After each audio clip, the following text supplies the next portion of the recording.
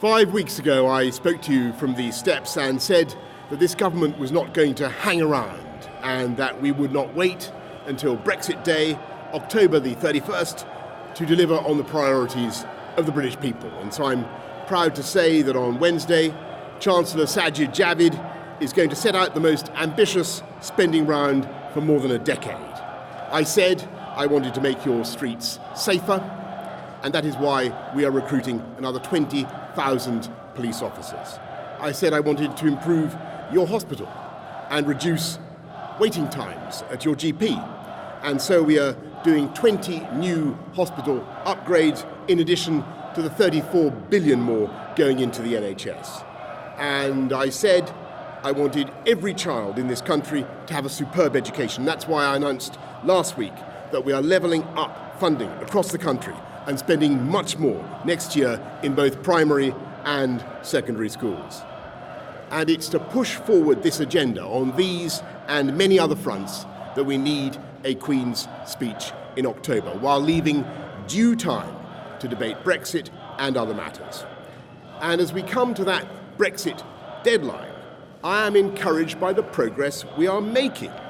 In the last few weeks, the chances of a deal have been rising, I believe, for three reasons. They can see that we want a deal. They can see that we have a clear vision for our future relationship with the EU, something that has not always perhaps been the case. And they can see that we are utterly determined to strengthen our position by getting ready to come out, regardless, come what may. But if there's one thing that can hold us back in these talks, it is the sense in Brussels that MPs may find some way to cancel the referendum, or that tomorrow MPs will vote with Jeremy Corbyn for yet another pointless delay. I don't think they will. I hope that they won't. But if they do, they will plainly chop the legs out from under the UK position and make any further negotiation absolutely impossible.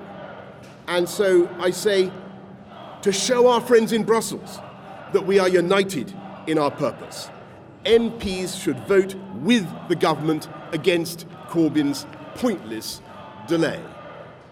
I want everybody to know there are no circumstances in which I will ask Brussels to delay.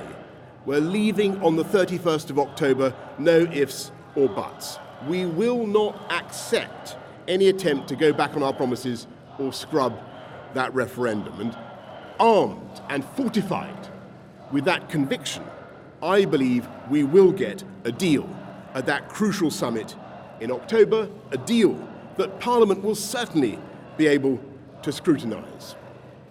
And in the meantime, let's let our negotiators get on with their work without that sword of Damocles over their necks and without an election. Without an election. I don't want an election. You don't want an election. Let's get on with the people's agenda, fighting crime, improving the NHS, boosting schools, cutting the cost of living, unlocking talent and opportunity across the entire United Kingdom with infrastructure, education and technology. It is a massive agenda.